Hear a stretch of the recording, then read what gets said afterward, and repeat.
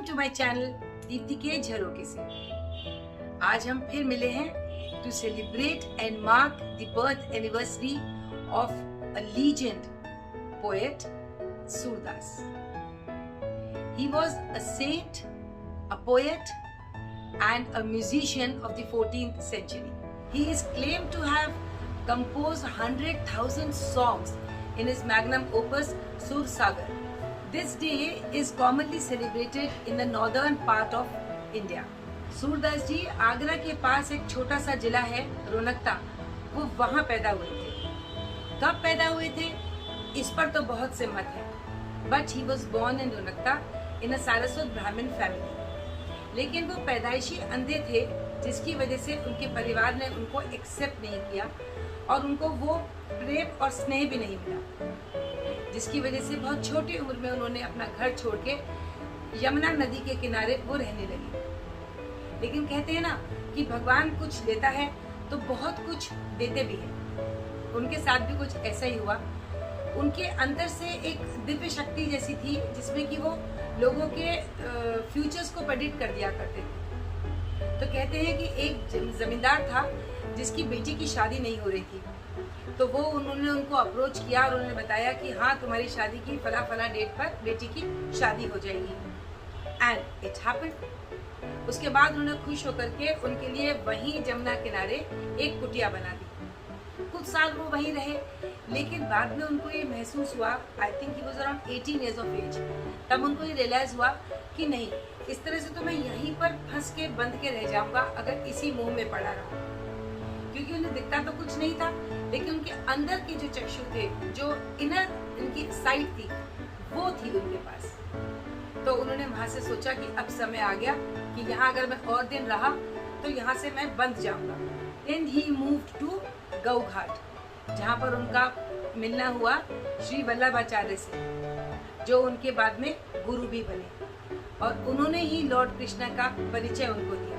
उनके बचपन से जुड़ी कहानियाँ, बड़े होने तक की कहानियाँ सब बताई, और उनके लिए एक फिगरेटिव इमेज बन गई उनकी आंखों में। और धीरे धीरे उनका स्नेह, उनका लगाव भगवान से इतना बढ़ता गया कि वो उनके ऊपर पद लिखने लगे, छोटी छोटी कैप्शंस, छोटी लाइंस लिखने लगे। और कहते हैं कि एक बार गोकुल में वो, क्योंकि जब भगवान का श्रृंगार होता था तो वो वहाँ पर सूरदास रोज बैठ जाया करते थे श्रृंगार होने के बाद। तो एक बार एक ने सोचा कि वहाँ के जो पुरोहित थे कि ये असल में अंधे हैं या ये एक्टिंग करते हैं, क्योंकि जैसा भी भगवान का श्रृंगार होता था वो उन्हीं के ऊपर गुणगान कर दिया करते थे। तो एक दिन उन्होंने भगवान को कोई वस्त्र नहीं पहनाए, केवल मालाएं पहना दी, और सूरदास से कहा कि वर्णन कीजिए कैसे लग रहे हैं भगवान। उनको हंसी आई, एक बार हंसे, दो बार हंसे। उन्होंने कहा नहीं नहीं, जब उनके पीछे ही पड़ गए कि आप बताइए ना कि आपको भगवान का ये जो श्रृंगार है वो कैसा लग रहा है। तो उन्होंने जो पद गाया, उसके बाद में सब नतमस्तक हो गए और किसी ने उनके भगवान से लगी लौ पर कोई प्रश्न नहीं उठाया।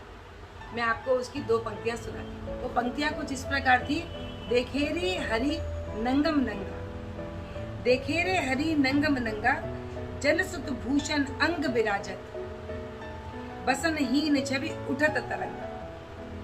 ये 4 लाइन की है इनका पद। इसको आप कभी पढ़िएगा तो आपको समझ में आएगा कि उन्होंने बता दिया। और उसमें वो विवरण किया कि ऐसा प्रतीत हो रहा है कि जब माँ अपने शिशु को, अपने बच्चे को नहलाती है, तो वो भाव उनको उसमें दिखाई दिया। उन्होंने उसमें कोई उन्हें गलत चीज दिखाई नहीं दी। जो खाली उनको जो माला पहना रखी थी, वो माला के साथ में ऐसा प्रतीत हुआ जब जल अभिषेक हो रहा था कि एक माँ जब अपने बेटे को नहलाती है तो जो स्नेह, जो प्यार उमड़ता है, वही प्रेम और स्नेह और समर्पण सूरदास जी को दिख रहा था। तब तक सब लोग भगवान की पूजा अपने परम पिता के रूप में करते थे, और सूरदास ने ऐसे भगवान से हमारा परिचय करवाया, जो कि एक नन्हा बालक है, जो हमारी गोद में बैठ के किलकारियां भरता है, हंसता है, और अपने ही तुतली भाषा को हमारे ऊपर थोप करके, जैसे एक माँ अपने बच्चे से उसी की भाषा में बात करने लगती है, उसी तरह से उन्होंने स्नेह और प्यार भगवान के प्रति होना सिखाया। Surdas had no sight in his eyes but showed the path of light to the world. मिलेंगे किसी नए ब्लॉग के साथ। तब तक बाय बाय।